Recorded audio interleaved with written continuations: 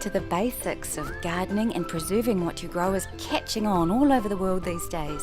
And as a young mum who wants her kids to have good, fresh food every day, I've been looking into those ancient skills that our grandparents had as a natural part of their everyday life.